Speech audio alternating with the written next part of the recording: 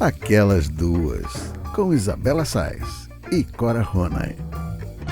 Alô, alô, queridos ouvintes, muito bom dia, boa tarde, boa noite. Começando mais uma edição do Aquelas Duas podcast comigo, Isabela Sais, e com minha querida e amada amiga Cora Ronay. E aí, Corinha, como é que estamos de quarentena? Conta tudo. Belinha do meu coração, ouvintes do meu coração, eu, na verdade, estou me sentindo aqui atropelada pelo caminhão das fake news, porque essa semana nós atrasamos muito a gravação do podcast por minha única e exclusiva causa. Primeiro porque eu tinha um texto para terminar, virei à noite, trabalhando, feito uma doida, fui dormir às 8h30 da manhã. E eu me esqueci que eu não tenho mais 30 anos e que eu não consigo mais virar uma noite até as 8h30 da manhã, de modo que, quando era para gravar o podcast ontem, eu era um trapo, um lixo, uma coisa exangue jogada no canto da casa e não tive condições de gravar. E aí, hoje, marcamos para um horário assim, compatível com o Theo, que é o filhote da nossa Theo. E o que aconteceu?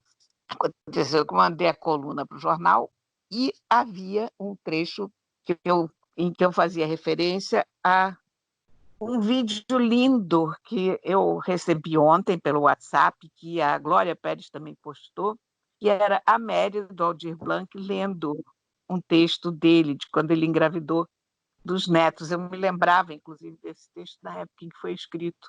E postei isso e acabei escrevendo como final da minha coluna, que a coisa que salvou a minha semana, que me consolou de ser brasileira, foi essa leitura muito bonita da Mary. E eu achei, inclusive, ela segurando a emoção muito bem. E usei exatamente essa expressão, que eu tinha sido consolada por ela, né? Você vê que seria uma coisa interessante. E aí, a Helena Aragão, lá do jornal, assim que nós começamos a gravar o podcast, mandou um WhatsApp avisando: olha, não é a Mary.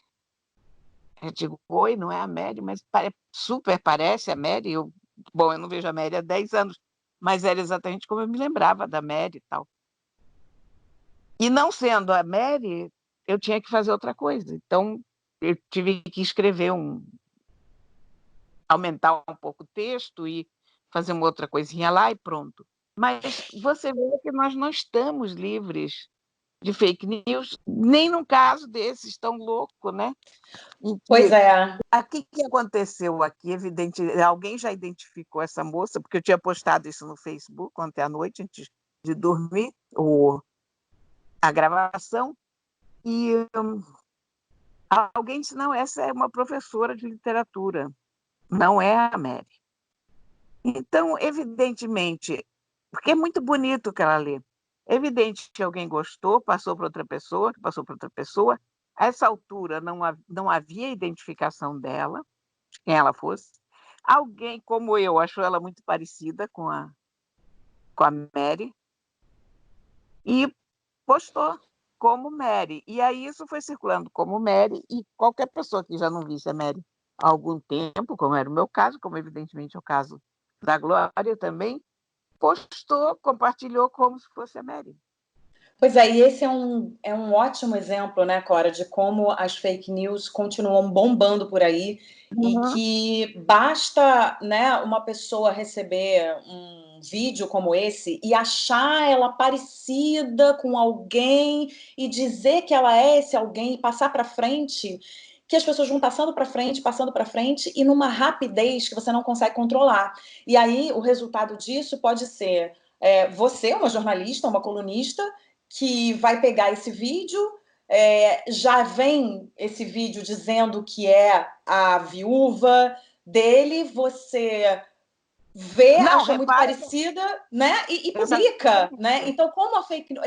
Eu acho que esse exemplo que você está dando é um exemplo muito claro do poder da fake news, seja em qualquer momento que a gente esteja passando. Não importa o momento que a gente esteja passando, as fake news são muito poderosas, e são ajudadas também pela tecnologia, né? Porque a gente tem uma rapidez gigantesca na forma de passar isso. Não é o tipo de notícia que você vai checar, porque está lá senhora com uma cara ótima, lendo da forma mais carinhosa um texto lindo. Você não tem por que desconfiar. Então, a lição que eu tirei desse episódio é que nem vídeo de gato eu posto mais sem tentar descobrir de onde veio. Se Porque, realmente é um gato. porque repara, isso é uma fake news que não tem importância nenhuma. Quer dizer, isso aqui é uma coisa que nem ofenderia essa professora ser confundida com a Mari, nem ofenderia a Mari ser confundida com essa professora, porque as duas são pessoas simpáticas e são pessoas aconchegantes, sabe? Aquela pessoa que você olha para a cara e você Sim, não tem gosta da cara. prejuízo, né? O que você está dizendo não tem prejuízo para nenhum dos dois lados, né? Exatamente, mas é uma inverdade, né? E você vê o risco que a gente corre. Bom, Como mas tem que desconfiar de rigorosamente tudo na internet. Tudo, tudo. Gente, olha, se eu receber uma foto minha, eu vou ter que mostrar para a Bia e perguntar: sou eu mesmo? Porque vamos duvidar até das nossas próprias fotos, da nossa própria imagem, né?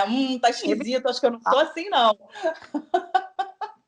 Se bem que, olha, durante a quarentena eu acho que a gente tem uma cara e fora dela a gente tem outra. Então a gente também tem que ficar ligado nisso, porque eu já assumi aqui a cara de quarentena. Outro dia eu mandei uma mensagem de aniversário para uma amiga minha, um grupo de amigos se reuniu para editar um vídeo com várias mensagens, né, vários vídeos de aniversário para ela.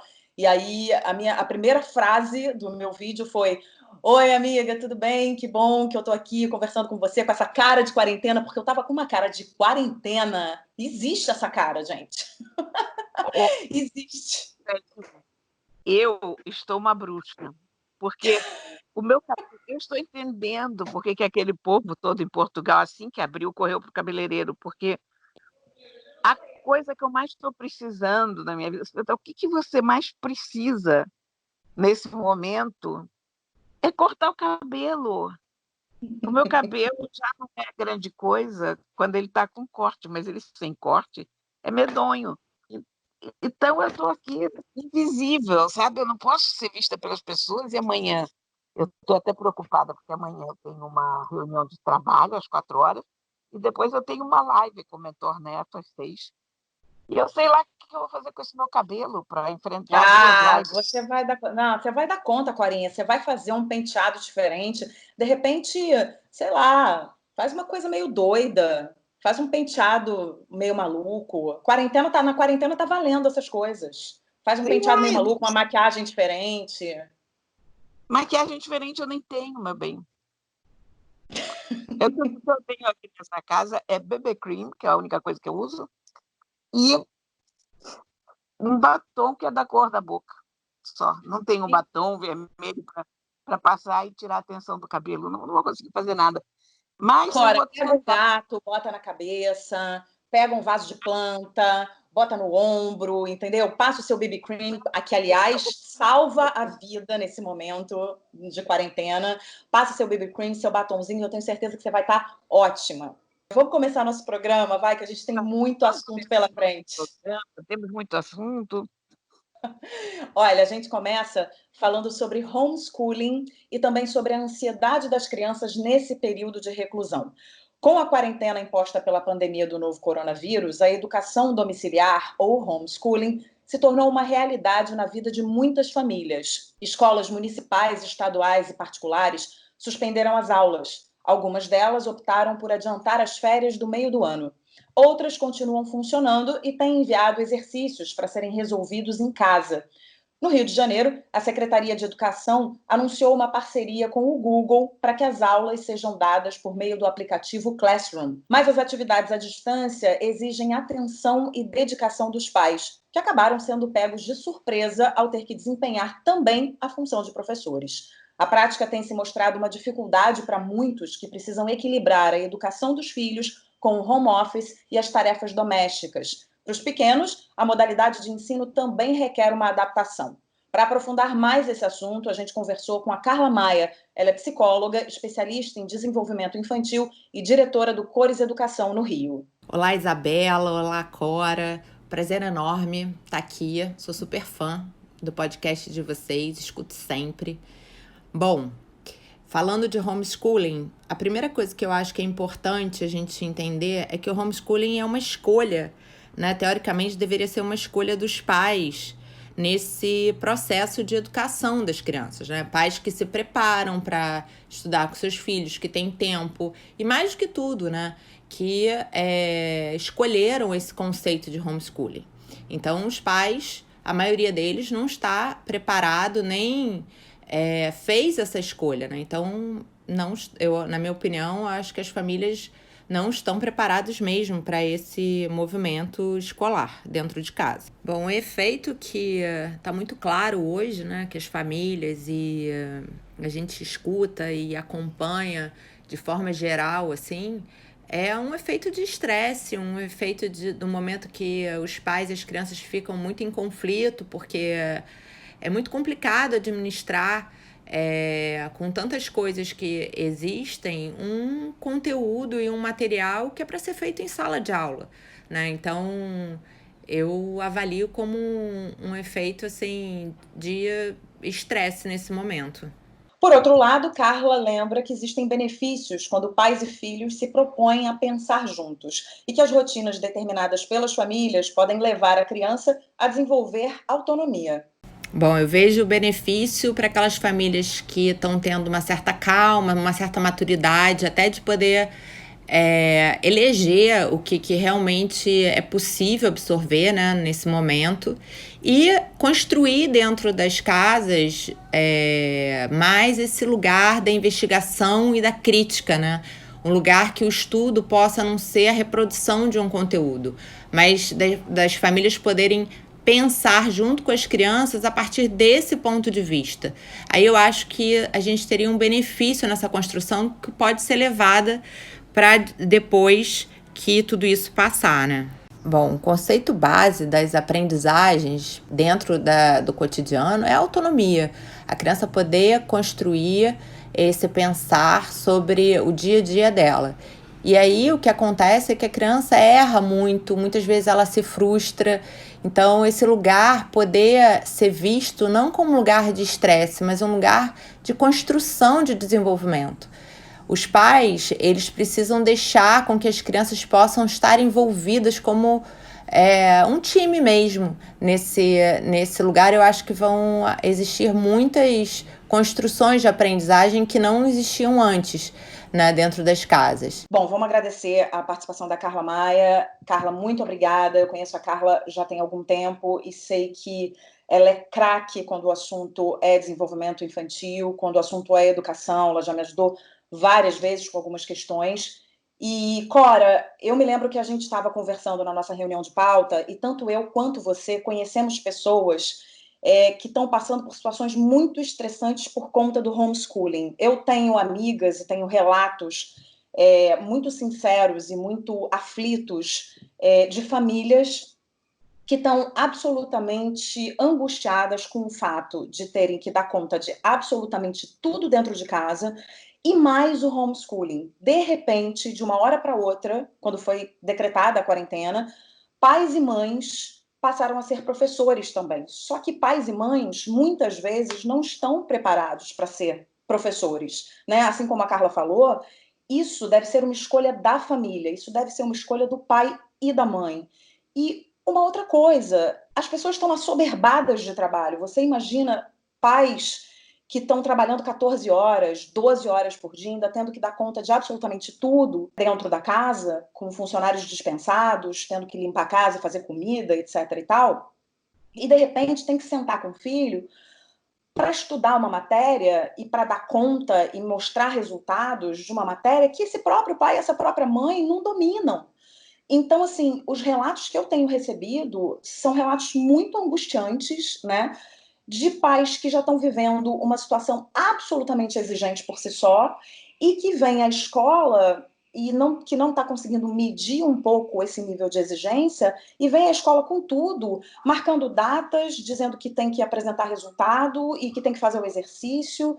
Então, acho que a gente está diante de um problema. E você me falou que conhece também pessoas que estão vivendo a mesma situação, né? Na verdade, eu tenho duas situações opostas na família. Quem me chamou a atenção para esse assunto foi uma moça chamada Dani Santos. No Facebook, alguém compartilhou um texto dela, ela é exatamente nessa linha do que você falou, quer dizer, das horas que os pais trabalham e que ainda tem que fazer o homeschooling e tal. Então, eu consultei as bases familiares, porque a gente tem a Manuela, que tem o Theo, que tem 5, 6 anos, e os meus netos com 10. E eu descobri que, na verdade, há uma diferença enorme entre as faixas etárias em relação ao ensino à distância. As crianças pequenas deveriam ser deixadas soltas, porque os pais não podem, não tem como, pai e mãe, isso que você falou, pai e mãe já trabalhando em casa, tendo que fazer o homeschooling dos filhos. Mas a idade mais velha, a idade dos meus netos, tem se dado bem. E a Bia me disse que, ao contrário, o momento em que ela consegue fazer alguma coisa, tipo uma aula de ginástica, uma coisa para ela mesma, é quando as crianças estão tendo aula, porque elas já conseguem ligar o computador sozinhas, já acompanham sozinhas aquilo, você não precisa estar ao lado delas para acompanhar. E o fato é que os meus 2 netos de 10 anos estão bem contentes, eles ficaram chateados com os feriados em que não tiveram aulas e gostam. Aliás, tem as suas preferências de ferramentas, né? O Fábio gosta mais do Zoom, a Nina gosta mais do Meet. E eu descobri, claro, por quê? Porque o Zoom tem mais recursos e o Fábio é inteiramente tecnológico. Adora aplicativo. E a Nina, ao contrário, não é nada tecnológica, detesta um aplicativo, então o Meet já vem pronto, é isso que ela quer, ligar o botão e estamos conversados. Mas a Manuela está no auge da tensão, porque tem uma criança pequena da idade do teu tempo, e essa idade ainda não consegue resolver sozinha a sua vida escolar. E tem os meus netos também adultos e já jovens adultos, né, que estão na universidade. E eu estava conversando com eles, para eles está dando mais ou menos na mesma vida que segue. Eles estão fazendo quarentena na casa do Paulinho, todo mundo junto, mas o Paulinho me disse: olha, mãe, tem dia que eu nem sei que tem gente em casa, porque está cada um no seu quarto, grudado no seu computador, fazendo os seus trabalhos da faculdade, e às vezes você até vai conversar uma coisa com eles e não reage, não me interrompe, estou trabalhando, e estão lá mergulhados em tudo. Eu acho que tem uma questão da idade, como você está dizendo, é mais fácil realmente para os maiores. Quando a gente pega uma criança de 4 anos, como o meu filho, por exemplo, eu acho que a escola dele está super acertando na maneira como está mandando, né, as propostas. A própria Carla fala em propostas, né? Não são exercícios que são obrigatórios, não são propostas obrigatórias, né? Não pode ser obrigatório, porque o caráter obrigatório acaba virando uma prisão para os pais. É isso. Então, acho que assim, tem um ponto muito importante. Você não pode mandar exercícios e propostas e dizer que são obrigatórios. A proposta, o nome já diz, ela é uma proposta. Você aceita ou não aceita, né? Você diz que vai poder fazer ou que não vai poder fazer. Então, assim, tem propostas sendo enviadas, propostas super interessantes, cada um faz no seu tempo, né? A escola manda, a escola preenche, né, esse vazio que ficou, né, das crianças se encontrando pessoalmente, com um encontro virtual por semana, mas é um encontro de meia hora virtual por semana também. Muitas vezes esse encontro não rende, outras vezes rende. A escola também está aprendendo com isso, porque as escolas não passaram por essa situação, ainda não passaram por essa situação, uma situação de pandemia, quarentena, em que a escola precisa mandar propostas, então é novo para a escola. Eu acho que os pais também precisam compreender, precisam ser compreensivos com a escola, porque isso é um momento novo tanto para a escola quanto para as famílias. Mas a partir do momento que a escola manda essa proposta e manda esse exercício, que não seja obrigatório, que não tenha um horário para essa criança acessar o link e ficar plantada na frente do computador, porque muitas vezes, mesmo as crianças mais velhas, né, tem crianças e crianças, tem famílias e famílias. O funcionamento... E tem equipamentos e equipamentos, porque às vezes a pessoa nem tem um bom computador em casa. É isso, não tem uma boa conexão. não tem uma boa conexão à internet, tudo isso tem que ser levado em conta, né? Mas eu acho assim, existem famílias e famílias, crianças e crianças, cada criança tem um temperamento, cada criança é de uma forma, né? E aí eu digo, é a criança pequena e a criança maior. E cada família está com uma logística dentro de casa, cada família está vivendo uma situação nova dentro de casa. Então, é como eu falei, eu acho que esse momento é um momento muito exigente por si só, e eu acho que a gente não pode tornar ele mais exigente. Então, eu acho que a escola que manda, como a escola do meu filho, por exemplo, que manda uma proposta e que a gente faz no nosso tempo, e se a gente não fizer tudo bem, até porque ele é uma criança pequena, ok. Agora, uma escola que manda um exercício, uma proposta, e diz que tem que ser cumprida no prazo tal, que vale nota, e que esse aluno pode ser prejudicado lá na frente se ele não realizar, é uma escola que não está compreendendo o momento que a gente está vivendo. Esse momento é o momento da gente olhar para o outro com empatia, não é um momento da gente olhar para o outro e dizer você tem que cumprir o conteúdo. Da mesma maneira que existem pais também que estão exigindo da escola mais conteúdo, porque, como é que o meu filho vai perder o conteúdo?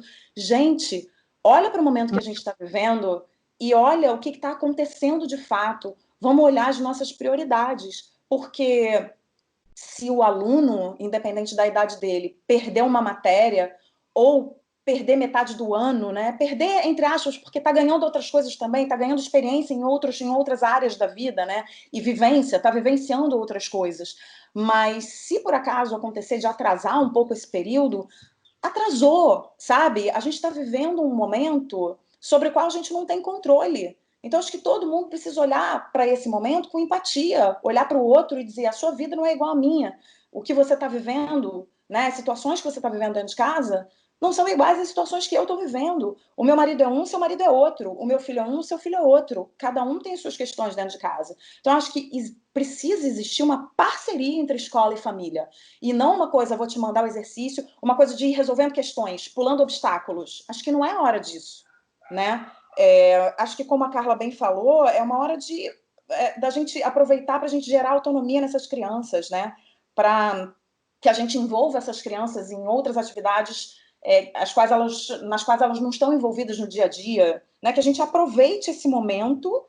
É claro que dentro da situação de cada um, né? Tem gente que vai ter mais tempo, tem gente que vai ter menos tempo. Eu, por exemplo, consigo colocar o meu trabalho é todo remoto, eu consigo botar meu trabalho para depois que meu filho vai dormir, então eu tenho tempo para me dedicar a ele. Eu sei que não é a realidade da maioria das famílias, tem muita gente muito angustiado e muito estressado porque está trabalhando o dia inteiro e a criança está meio largada no canto. Então, dentro dessas situações todas, a gente tem que achar o melhor caminho, né? Mas não a gente colocar como um dever a ser cumprido. Acho que não é hora disso. Não sei o que você acha, Corinha. Eu concordo inteiramente com você e eu até tenho uma certa dúvida se as crianças deveriam ter aula, porque eu acho que a pandemia é uma coisa tão única, essa quarentena é uma coisa tão única, que eu acho que as crianças deveriam poder viver esse momento esquisito também de quarentena, sabe? Mas depois eu fui dissuadida disso, isso foi um primeiro pensamento que eu tive, mas aí fui dissuadida disso pela Bia, quando ela me disse que ela ficaria doida se as crianças não tivessem as aulas, que era o espaço dela. E eu aí cheguei à conclusão que essa conclusão tua, quer dizer, que a coisa pode ser encaminhada como proposta, mas nunca como um conteúdo para nota, nunca como uma obrigação. Quer dizer, as escolas deveriam mandar material para as crianças para que elas não fiquem muito entediadas, mas o aprendizado que a gente está tendo de biologia todo dia na televisão e o tanto que a gente está falando em vírus, e a essa altura é evidente que todas as crianças já sabem a diferença entre vírus e bactéria, o que é uma pandemia, estão aprendendo uma coisa muito importante. Então, a vivência, elas estão tendo uma experiência da qual elas nunca vão se esquecer ao longo da vida, nunca vão ser as testemunhas dessa época. Daqui a 70 anos, 80 anos, haverá as crianças de hoje contando para as crianças do outro século o que acontece durante uma pandemia, como é uma quarentena em casa. Então, eu acho que é um aprendizado geral. Sim, ainda complementando o que você está dizendo, né, que é claro que a escola precisa se fazer presente, não só para gerar esses momentos, né, da criança se envolver com alguma atividade e também os pais terem um certo descanso ou poderem se dedicar alguma coisa para eles, porque isso é muito importante. Nós que somos pais e mães de crianças pequenas, a gente sabe o quão é importante também a gente ter aquele gapzinho no dia para a gente se dedicar a alguma coisa que a gente quer, né? Que a gente quer, muitas vezes a gente não tem esse direito, né? Ainda mais numa quarentena. A gente não tem o direito de querer fazer alguma coisa pra gente, porque tem sempre uma criança solicitando ali. Então, achar esse lugar e principalmente a escola não sumir do mapa, porque essa proximidade com a escola precisa ser preservada. Porque também, Sim, principalmente para uma criança, principalmente para uma criança pequena, a quarentena foi decretada numa sexta-feira, na segunda-feira a gente já estava, né, dentro de casa. Então, para a escola também não sumir completamente da vida das crianças, porque eu acho que isso também é traumático. Então, acho que o que eu defendo aqui, acho que você também, é uma presença da escola, mas uma presença saudável da escola, e que essa escola possa compreender que não são todas as famílias que vão conseguir cumprir aquele dever que está sendo passado. Ou seja, é melhor que não seja passado um dever, é melhor que seja passada uma proposta, é melhor que a escola estenda a mão para essas famílias e diga: tamo junto, vamos junto. Se você puder, ok. Se você não puder, tudo bem, a gente vai se virar lá na frente, a gente vai arrumar um jeito de compensar tudo isso, porque eu acho que é isso que as famílias precisam ouvir, sabe? As famílias não precisam ser mais cobradas do que já estão sendo, entendeu? não, e na verdade, a gente deveria aceitar o fato de que essa geração perdeu um semestre. Uhum. Pronto. Vai fazer o quê? A vida é assim, a gente não pode lutar contra tsunamis reais ou virtuais, ou enfim, ou de água, ou de vírus. Não dá. Tem momentos em que você vai perder 6 meses de alguma coisa e vai perder 6 meses. Por outro lado, você ganhou tanto em aprendizado, em experiência, em vivência, que pronto, uma coisa compensa a outra. Não adianta essa coisa de correr contra o relógio, a criança não pode perder o ano. A criança pode perder o ano, não vai matar ninguém. Quantas crianças perderam o ano antes, sem ser por causa de pandemia, né? Por Sim. falta de aula, sei lá, ficou doente, ou mudou de cidade. Enfim, sempre haverá crianças perdendo o ano, e conforme a gente pode ver, isso não é o fim do mundo. É isso aí, Corinha. Acho que esse é um grande treinamento para a vida. E olha, além da questão do homeschooling, a quarentena requer uma adaptação a uma nova realidade. Nós conversamos com o chefe da psiquiatria da infância e da adolescência da Santa Casa, o psiquiatra Fábio Barbirato, sobre as dificuldades que as crianças podem enfrentar nesse período. Ele falou sobre a importância da transparência na comunicação com os filhos. Vamos ouvir. É sempre de forma honesta, assim, a gente não pode de maneira nenhuma inventar que não está acontecendo nada, que isso não pode acontecer com alguém da família, né? Porque pode acontecer, a gente pode ir ao supermercado, pode de alguma forma ser contaminado, a gente pode descer, pegar uma comida delivery, pode ser contaminado. Então, de forma nenhuma a gente pode dizer que está todo mundo seguro, super seguro, que nada vai acontecer, que tudo isso é bobagem. Agora, podemos evitar sim, podemos proteger de alguma forma que a criança tenha visibilidade, tenha percepção de algo que esteja aparecendo na televisão, porque hoje em dia as televisões têm uma tendência a catastrofizar muitas coisas. Algumas televisões estão usando isso como uma forma de aumento de mídia, então isso é muito ruim, né? A gente vê hoje muito mais a demonstração, a apresentação de mortes, número de mortes, não número de pessoas que estão saindo, não número de pessoas que passaram por aquilo e estão assintomáticas. Seja isso para poder chamar atenção ou não, mas isso é uma forma muito ruim para a criança visibilizar, perceber isso, que a criança sofre com isso, que a criança cria uma ansiedade, que a criança é muito pequena para ter o discernimento, para ter uma noção, né, do que é exagero ou não.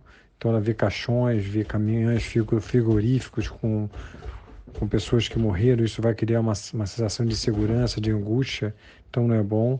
E quando conversar com ela, falar com ela de uma forma bem, né, compreensível para ela, então falar de uma maneira que ela entenda, então falar, né, em cima de uma linguagem que ela entenda e falar o que ela perguntar, nunca mais do que isso, sempre falar o que ela perguntar.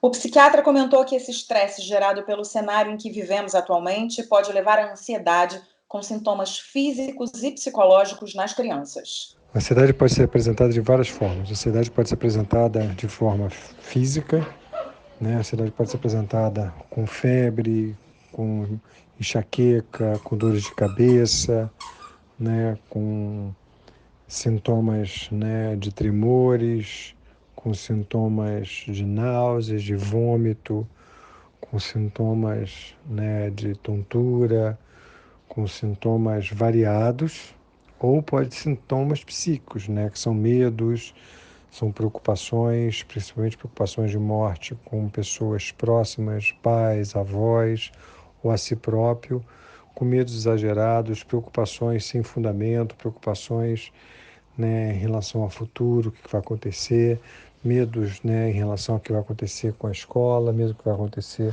com o futuro dele, se ele vai ter futuro, medo que pode acontecer com os pais, se eles vão ter dinheiro para poder pagar as contas. E muitas das vezes esses medos são construídos pelo que ele está vivenciado e ouvido também. Barbirato ainda explicou que esse comportamento pode ser consequência de uma predisposição genética, mas também pode ser adquirido por observação. Isso pode ser a insegurança dos próprios pais, mas a gente lembra que a ansiedade na criança tem um fator genético, mas também tem um fator de aprendizado, ou seja, isso pode ser um fator, né, genético direto e também pode ser um fator de observação, de aprendizado, ou seja, um fator que a criança vivencia e observa. Então, os pais, né, que já têm uma predisposição à ansiedade, a criança também, eles também têm que, de alguma maneira, modificar o ambiente. Então, ter um ambiente mais tranquilo, um ambiente mais calmo. Se tiver que conversar sobre alguma coisa que aconteceu com alguém que eles conheçam, que pegou, né, o vírus, ou esteja passando por alguma situação mais difícil, tentar conversar fora, né, do ambiente que a criança esteja vivenciando. Lembrar que a criança pega as coisas no ar, então não pensa que a criança não pega, porque percebe a criança, né, as coisas que estão vivenciando no ar, que está conversando, né, próximo a ela, mesmo que você queira falar de forma, né, que ela não vai decifrar, ela vai decifrar sim. A criança é muito mais esperta do que a gente imagina, então fique atento a isso. Segundo, deixar que a criança veja pouca televisão, acho que o mínimo possível. Isso, de alguma forma, também a gente vai evitar que a criança, né, não tenha acesso a certas coisas. Como eu falei antes, a criança não tem esse discernimento para definir o que é um pouco de exagero, o que não é. A gente tem visto um exagero absurdo hoje em dia, né, que algumas televisões têm demonstrado, que eu acho que não vale a pena. Né? Não estou colocando que o vírus não é uma coisa grave, é uma coisa grave sim, mas algumas televisões têm massificado muito isso, têm falado só sobre isso. Isso me preocupa com a saúde mental dos meus pacientes. E eu não estou falando isso da boca para fora, porque eu tenho visto isso. E eu trabalho com crianças há 25, 26 anos e eu vejo como as crianças são influenciadas muito pelo que elas veem. Vêm na televisão, vêm dentro de casa. Então, se eu posso diminuir essa carga da televisão, já é uma ajuda. Por fim, o psiquiatra falou sobre o que os adultos podem fazer para amenizar a situação. Sendo verdadeiro, sendo mais próximo, aproveitar esse tempo, né, que eles tiverem, quem tem essa possibilidade, que não é o caso, por exemplo, na minha família, né, que eu e minha mulher somos médicos, a gente está no fronte de batalha, mesmo sendo psiquiatra, a gente continua atendendo, talvez seja uma das poucas especialidades que não só foi liberado, como foi orientado tanto pelo Ministério da Saúde, pelo Conselho Federal de Medicina, que a gente continua atendendo, até porque tem muitos pacientes, né, nossos que continuam nos procurando e muito, porque estão piores dos quadros, até pela própria ansiedade, pelo quadro depressivo, com ideias suicidas, por causa dessa própria pandemia. Então a gente continua trabalhando, a gente não parou de trabalhar em momento nenhum, né? Então, assim, a gente continua trabalhando, mas a gente, quando está em casa, a gente teve uma redução na nossa carga horária, óbvio, mas a gente continua em casa em alguns momentos, então a gente está tentando estar mais próximo ao nosso filho. Então, quem tem a possibilidade de estar em casa, não tanto trabalhando, fazendo home office, tentar de alguma forma conciliar o home office com a proximidade maior do filho. Então, essa proximidade maior, tentar ajudar o seu filho, né, a estar criando outras opções, sem ser televisão, sem ser videogame, fazendo brincadeiras outras, né, brincadeiras, né, com tinta, brincadeiras com jogos sem ser eletrônicos, com jogos de tabuleiro, fazendo outras coisas que sejam interessantes e principalmente ajudando essas crianças a criar empatia. Isso é muito importante, porque quando eles voltarem às aulas, eles vão ter que ter muita empatia, né, e vão ter que ajudar, porque talvez muitos amiguinhos possam ter perdido avós, tios ou até mesmo pais. Então isso vai ser muito importante. Bom, vamos agradecer ao Fábio Barbirato. Fábio, muito obrigada pelos seus depoimentos aqui no nosso podcast. E, Cora, acho que o Fábio falou muita coisa importante, né, sobre esse momento de ansiedade que as crianças estão passando, e eu destaco 2 pontos. No início do depoimento dele, ele falou sobre a importância da gente conversar de forma muito honesta com as crianças, claro que dentro da compreensão de cada faixa etária, né? O que foi a nossa conduta aqui dentro de casa, né? Eu tenho o Theo de 4 anos e a gente foi muito honesto com ele, dizendo o porquê que a gente estava dentro de casa. A gente não ficou maquiando essa situação e dizendo que estávamos de férias. Férias repentinas, filho, olha só, e agora vamos aproveitar muito. Não, tem um vírus, né? E esse vírus requer certos cuidados, então vamos aprender a lavar a mão, vamos aprender a tossir da forma correta, vamos aprender a espirrar da forma correta. Temos que passar álcool gel na mão, temos que passar álcool 70 nas coisas. Ele está vendo que as compras do supermercado chegam e a gente limpa as compras todas. Então, ele sabe que existe o coronavírus, ele verbaliza, porque eu também acho que a partir do momento que a gente é honesto com a criança também começa a verbalizar aquilo que está mais presente na cabeça dela, e isso faz também com que ela deixe a ansiedade dela fluir, né? Então, assim, na fala do Theo e na brincadeira do Theo, muitas vezes aparece um coronavírus. Às vezes ele está fazendo ali uma luta com os bonequinhos dele, às vezes ele está desenhando, e aí, de repente, na história ele fala: eu sou o dinossauro que vai lutar contra esse coronavírus. Não é mais o dragão contra o dinossauro, é o coronavírus contra o dinossauro, é o coronavírus que ele vai desenhar da maneira como ele interpreta, né? Então, existem muitas situações que a gente consegue ver ele colocando para fora, e é muito importante ele colocar para fora, ele canalizar essa história toda que está acontecendo, para não gerar essa ansiedade. E eu acho que um dos pontos é o ponto que o Fábio colocou, que é conversar de forma honesta com a criança. Acho que é a primeira coisa. Não sei como é que foi isso com os seus netos menores, Cora. Sim, não, a Bia é sempre muito franca com eles e abre o jogo imediatamente, mas e eu acho que é engraçado, porque ele falou que era importante, eu acho que isso é importante, essa franqueza, na vida como um todo, sabe?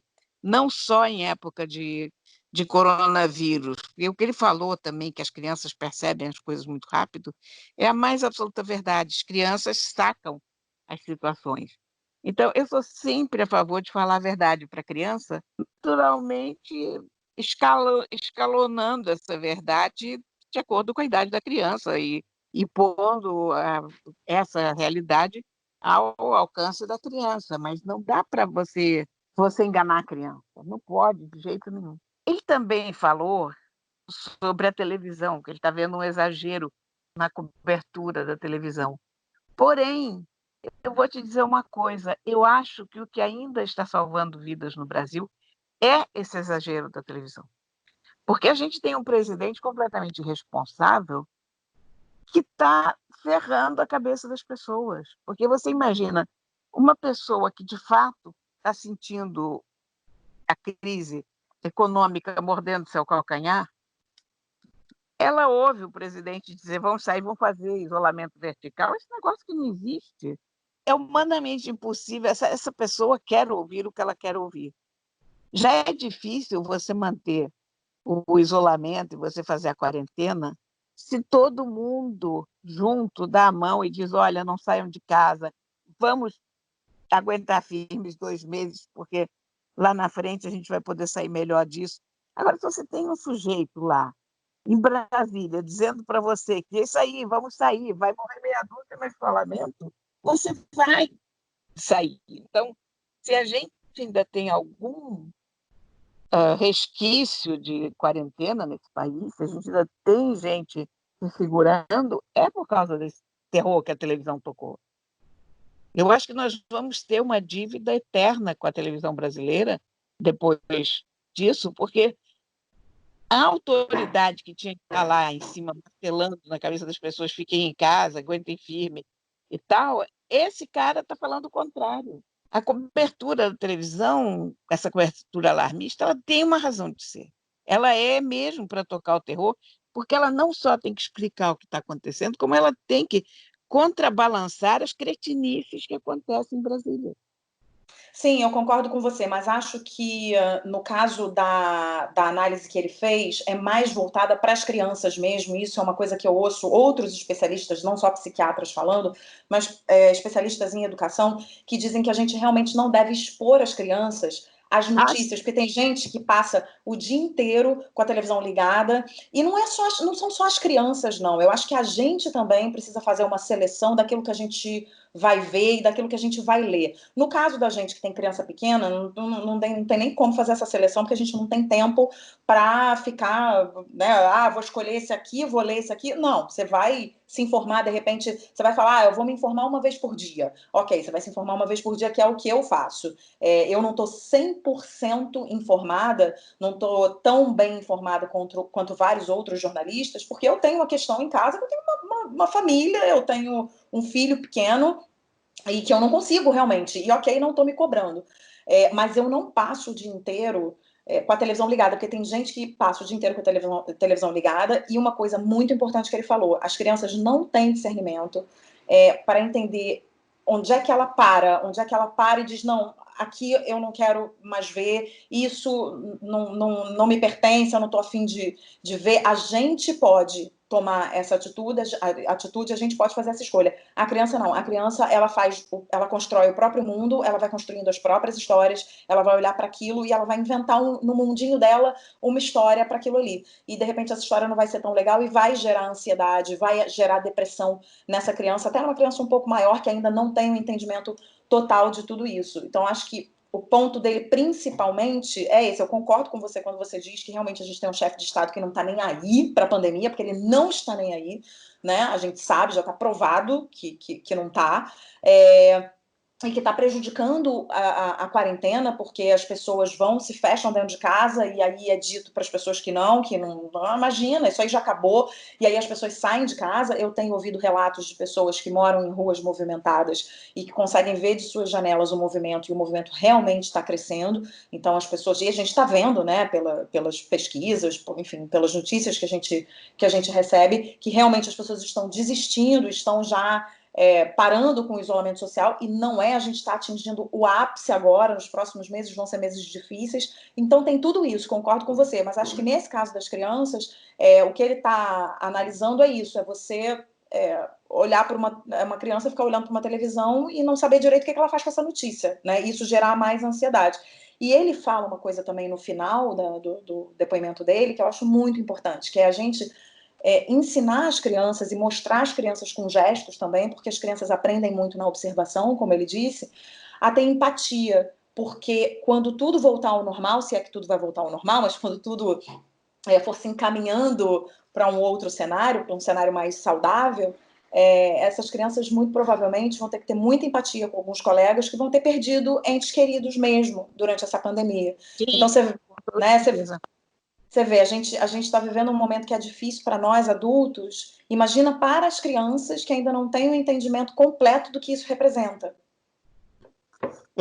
Eu sei, eu falei isso, eu sei que ele estava se referindo às crianças, mas eu quis fazer essa observação porque eu tenho feito essa observação sempre em relação à televisão, porque há essa queixa, a televisão está alarmista, lamento, a televisão tem que estar. Uhum. Eu tenho me dado conta cada vez mais do papel que a nossa profissão de jornalistas está tendo um papel fundamental. É a única fonte da verdade no momento em que você tem um governo que não te informa, um governo que, pelo contrário, desinforma. Cresce a importância do jornalismo. Então, eu comentei por causa disso, porque eu Sim, acho que a gente claro. tem que ressaltar esse detalhe, porque nós estamos vivendo uma situação sui generis no Brasil.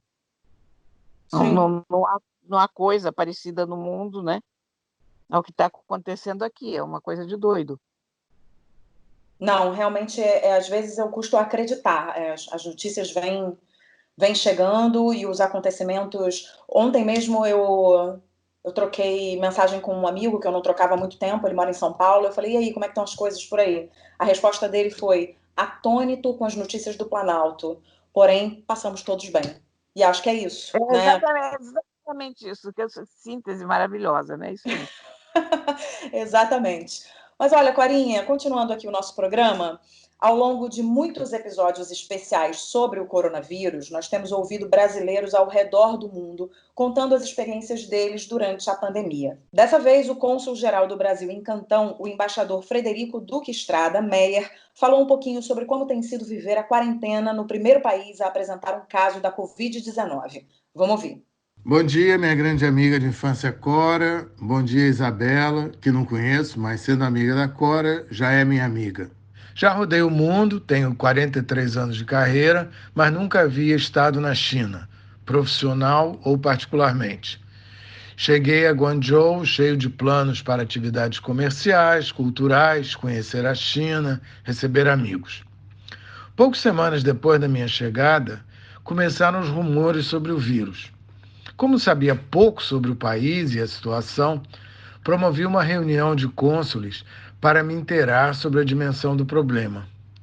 Todos estavam tão perdidos quanto eu. Recordo que um dos presentes, dizendo-se conhecedor da China e da situação, profetizou que a expansão do vírus iria ser contida rapidamente e que apenas 2 países seriam afetados, Austrália e Brasil, em virtude da dependência de seus comércios bilaterais das importações chinesas. O mundo dá voltas. Em janeiro, mais pessoas começaram a usar máscaras, temperatura corporal passou a ser verificada em lojas, shoppings, restaurantes, edifícios comerciais. Logo depois, consulados, escolas, empresas, escritórios, restaurantes, bares, cinemas, teatros fecharam. Os chineses foram desestimulados a utilizar transporte de massa. O Consulado do Brasil funcionou só pela manhã para emergências, ao contrário de vários que fecharam. Em março e abril, a maioria das atividades foi retomada. No dia 27 de abril, algumas escolas reabriram. Permanecem fechados cinemas, teatros, museus. Guangzhou é a capital da província de Guangdong, a segunda mais afetada pela pandemia. O curioso é que hoje, com a situação sob controle, lojas, fábricas, empresas, restaurantes abertos, algumas medidas tomadas inexistentes em janeiro e fevereiro são mais severas. Por exemplo, ao desembarcar em Guangzhou, todos os passageiros são encaminhados a um hotel onde são submetidos ao teste do Covid-19 e permanecem normalmente 24 horas até sair o resultado. Os que tiverem resultado positivo são encaminhados a um hospital. Os demais, se residentes, vão para as suas casas, onde cumprem quarentena de 14 dias. Os não residentes, a quarentena em um hotel. Um grande beijo para a Cora, um grande beijo para a Isabela, e muito prazer, Isabela. E fiquem todos em casa. É o meu recado, porque foi a minha experiência aqui na China e aparentemente é a experiência que deu certo. Um beijo. Um beijo, Fred, querido. Eu adoro o Fred. É um amigo do coração e eu tenho acompanhado essa experiência dele na China passo a passo, porque eu vivo no fuso horário da China, né? Então a gente se fala tranquilamente pelo WhatsApp, trocamos ideias e ele me contou coisas como o dia que ele acordou e todos os botões de elevador estavam cobertos por plástico e aquele plástico era trocado para as pessoas não se contaminarem. Enfim, é uma experiência bizarra, você está no olho do furacão, né? Sim, engraçado que eu não tinha me dado conta disso, Cora, que realmente deve ser o amigo com quem você mais conversa, porque ele está totalmente no seu fuso horário e você no dele. Exatamente. Né? E, enfim, eu quero mandar um beijo para ele também, muito simpático, falou que é seu amigo, então, se eu sou sua amiga, ele também já é meu amigo, e estamos todos em família, tá tudo certo. Então, Fred, um beijo para você, obrigada pelo seu depoimento, e acho que tem uma coisa muito interessante no depoimento dele, né? Ele foi relatando as coisas que aconteceram desde janeiro até agora, e ele diz, a gente está com a situação sob controle, mas as coisas não voltaram ao normal, digamos assim, né? Então, para a gente ver, o primeiro caso da Covid-19 aconteceu na China E o país ainda não voltou ao normal. Ou seja, no dia 31 de dezembro, a gente teve a notícia desse primeiro caso, a gente está em maio, e a gente tem um país que ainda não voltou ao normal, que está lidando com um monte de questões de isola passageiro e testa a temperatura e isso e aquilo. Então, voltando um pouquinho para o que você falou antes, no nosso assunto anterior, como é importante a gente ter consciência de que a gente precisa ficar em casa, de que a gente realmente está vivendo uma quarentena, não são férias, a gente não está, estou em casa, vou fazer uma viagenzinha, vou ali, vou reservar uma pousada, vou isso, vou aquilo. Nós estamos em quarentena, o buraco é muito mais embaixo, e esse é o melhor exemplo que a gente pode ter, é o melhor relato que a gente pode ter num momento como esse, o relato do Fred, é dizer, beleza, a gente está sob controle, mas ainda que estejamos sob controle, olha quanta coisa tem que ser feita para a gente não deixar a coisa degringolar de novo. E eu fui aprendendo coisas da quarentena com o Fred, né? Porque ele chegou lá e pouco tempo depois os restaurantes fecharam. Aí ele começou a viver aquelas coisas, porque ele estava num hotel, né? E então ele começou a comprar queijo e miojo, essas coisas de sobrevivência na selva. Depois, um dia, ele me falou da dificuldade de conseguir um cabeleireiro, e eu pensei, bom, isso é um problema de homem, né? Porque o Fred usa o cabelo bem curto e tal. Não, é um problema de mulher também, porque estou eu aqui, comecei esse podcast falando do meu desespero por um cabeleireiro. Então, o que ele viveu lá, a gente está vivendo agora, é muito curioso para mim. Tem um certo ar de déjà vu, tudo que vai acontecendo, por causa da experiência do Fred, porque a gente conversa, eu vivi a quarentena da China e agora estou vivendo no Brasil. E como o que estava acontecendo lá. E como é importante a gente estudar os nossos movimentos e ter consciência daquilo que a gente está fazendo, de proteger a nós mesmos e proteger o outro, né? Porque eu acho que com essa atitude da gente, ele termina o depoimento dele dizendo fiquem em casa, é uma pessoa que está vivendo isso antes da gente, a Covid-19 chegou antes lá, então, e ele está aconselhando que a gente fique em casa, e aí eu fico pensando, é tão simples, né, quando você tem o exemplo dos outros países, quando você tem um relato aqui e outro ali, e o que não falta são relatos de que de fato a gente precisa ficar em casa, de fato a gente precisa desse isolamento, as únicas provas que os profissionais de saúde têm até agora são de que o isolamento social é eficaz, a gente não sabe mais nada, a gente sabe que tem ali uma medicação sendo testada, que deu resultado ali, que deu resultado aqui, mas o vírus ainda é muito desconhecido, mas sabe-se que o isolamento social é eficaz no combate ao coronavírus, ao novo coronavírus. E, no entanto, a gente tem governos como o nosso que estão absolutamente omissos em relação... Não é nem omisso, né? Fazendo campanha contra, na verdade. Omissão não tem campanha contra. Campanha contra, você imagina a dificuldade que deve ser você ser governador de estado nesse momento, você ser o Dória, tendo que lutar para manter um isolamento lá e dar conta daquele estado que está um caos, e, ao mesmo tempo, ter briga política pelas costas. Isso é uma maluquice, né? É realmente uma maluquice.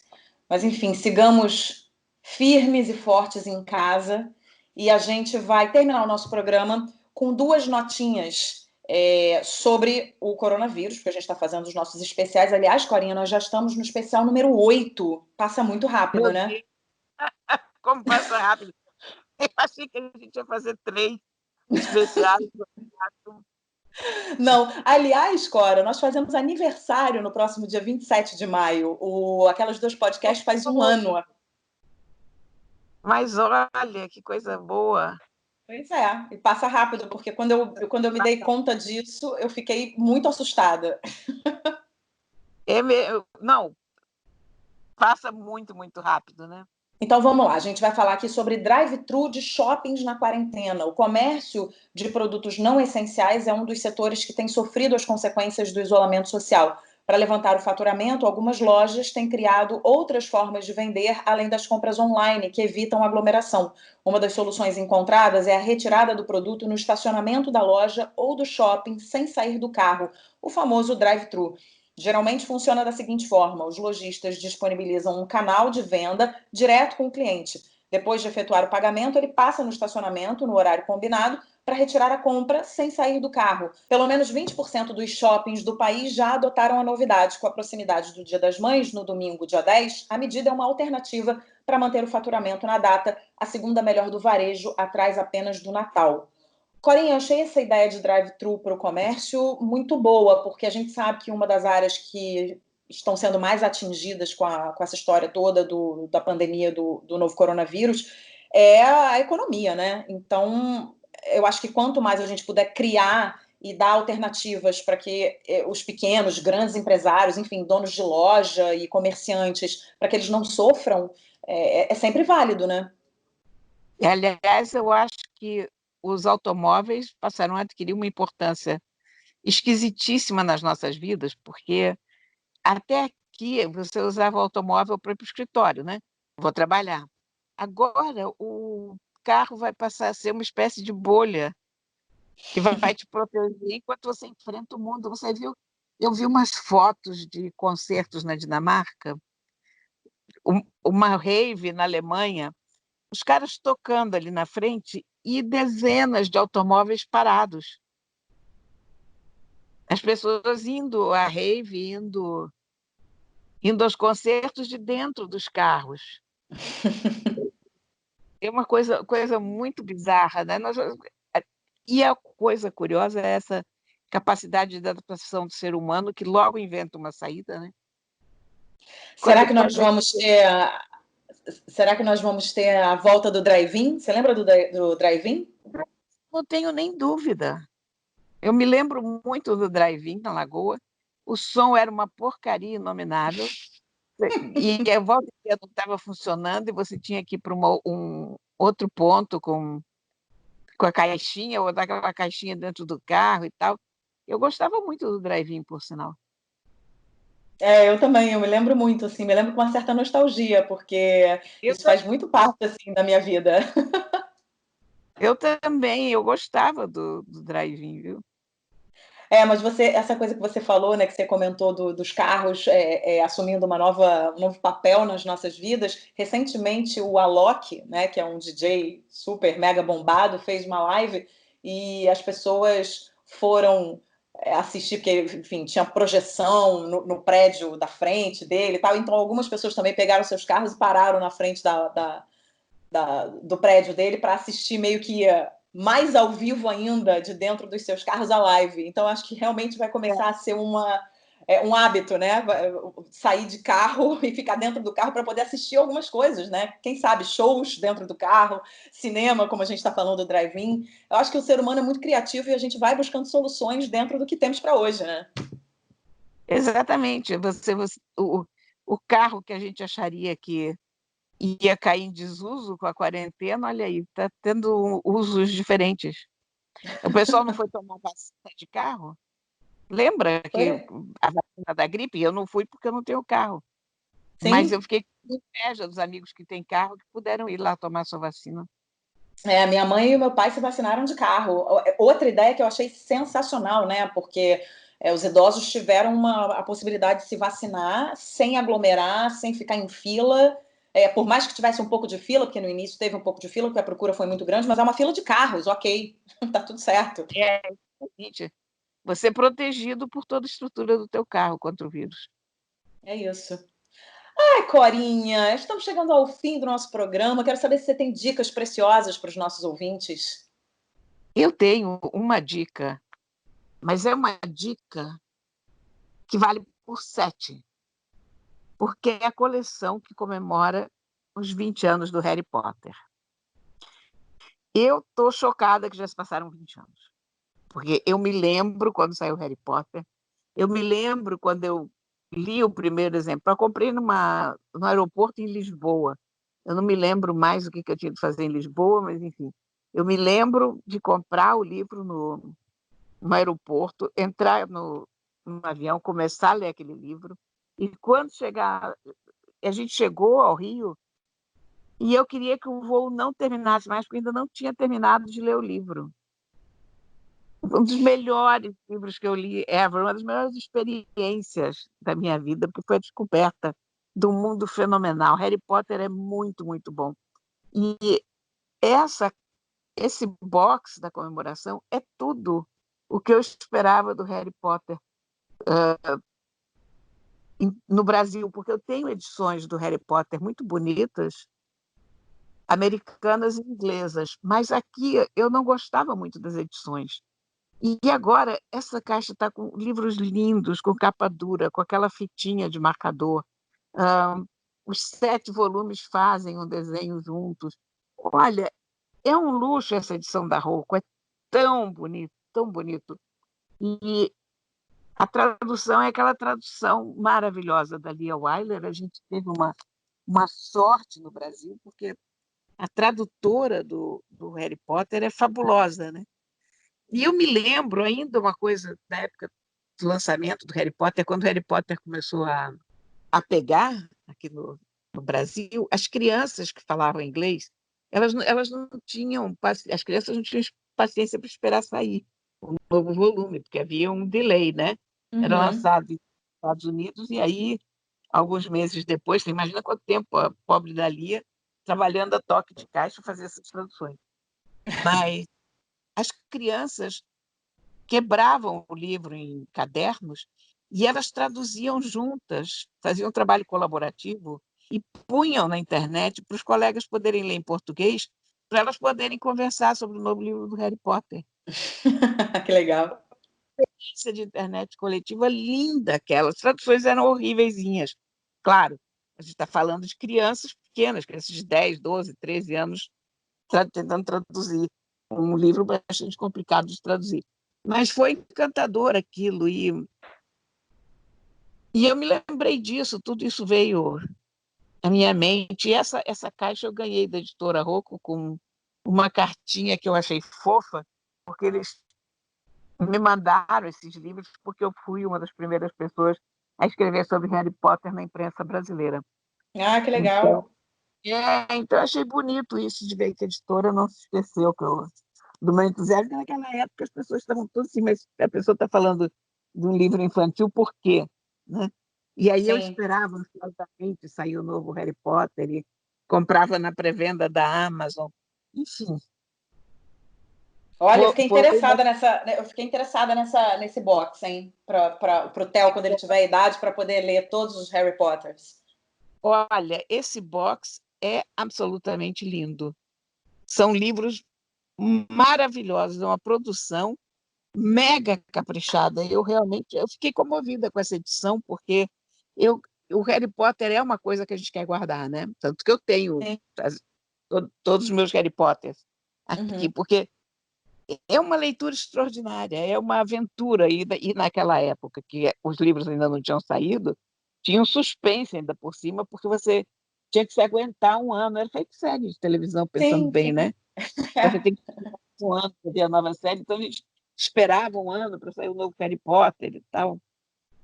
Muito bom. Mas é isso, eu acho que não está barato, custa R$450, mas são 7 volumes, e os 7 volumes estão lindos, e é uma caixa assim que merece lugar de destaque no coração de qualquer pessoa, na estante de todo mundo, enfim. Muito bem. Eu tenho uma dica também, dessa vez é de série de TV. Eu assisti há muito tempo não, mas há algum tempo, eu assisti uma série que eu gostei muito, chamada Afterlife. É uma série de um cara chamado Ricky Gervais. Ele é criador de uma série chamada Derek, em que ele interpretava um cuidador de idosos, né? A série se passava numa clínica para idosos, num lar de idosos, e ele era um cuidador de idosos. Eu vi o Derek, achei super interessante a maneira como ele contou aquela história, no estilo mockumentary, né? Que é um falso documentário ali. E dessa vez ele criou uma série também, criação dele, chamada Afterlife. Eu vi a primeira temporada, adorei a primeira temporada, e a segunda temporada pipocou para mim na Netflix outro dia. Eu falei, quer saber, eu vou ver o primeiro capítulo da segunda temporada. E eu acho que promete. Eu assisti o primeiro capítulo só, eu acho que promete. Eu acho uma série espirituosa, acho o texto dele bom, acho ele talentoso pra caramba. Ele trabalha muito com humor negro, então a gente tem que ter, né, uma mente aberta para aceitar o humor negro. Mas nessa, especificamente, ele faz reflexões sobre a vida, ele conversa com uma amiga que ele arruma. Basicamente, a história de um homem que fica viúvo e que fica muito de mal com a vida depois que ele fica viúvo, e ele não quer saber de ninguém ajudando ele recusa ajuda, ele recusa uma palavra de carinho, de amor, e ele vai encontrando pessoas e personagens interessantes à medida que ele vai vivendo depois dessa perda, e vão se construindo pequenas histórias. Então, eu acho que vale a pena para esse momento que a gente está passando, de quarentena, que é sempre bom uma série leve, uma série criativa, e acho que esse cara vale a nossa atenção. Eu tenho ouvido depoimentos de pessoas que devoraram a segunda temporada. Eu não posso dizer, porque eu só vi o primeiro capítulo, eu vou demorar um pouquinho para devorar. Se eu quiser devorar, vou demorar. Mas, enfim, essa fica aí a minha dica, que é o Afterlife na Netflix. Certo, Corinha? Perfeito, meu bem, perfeito. Então agora acabou de verdade. Eu não gosto de falar que acabou, mas acabou. E a gente volta na semana que vem. Sim, e no mesmo bate-horário, no mesmo bate-local, ou seja, cada uma em sua casa, não é? E vamos que vamos, Corinha. Então, um beijo grande. Eu sempre esqueço, né? Eu sempre vou me despedir de vocês, esqueço de falar com os nossos ouvintes. Querendo mandar sugestão de pauta, querendo mandar um recado pra gente, críticas, sugestões, o que vocês quiserem. aquelasduaspodcast@gmail.com. A gente também está no Instagram, no @aquelasduaspodcast. E você pode também curtir a nossa playlist no Spotify, que tem mais de um dia inteiro de música para você fazer o que você quiser na sua casa, ouvindo as nossas músicas maravilhosas. Agora sim, me despeço dos nossos ouvintes e me despeço de você, Corinha. Um beijo, sempre muito bom conversar com você. Eu sempre saio mais feliz desse podcast. Eu também, meu amor, eu também. Sempre muito bom. Beijo, até semana que vem. Aquelas Duas, com Isabela Sais e Cora Ronay.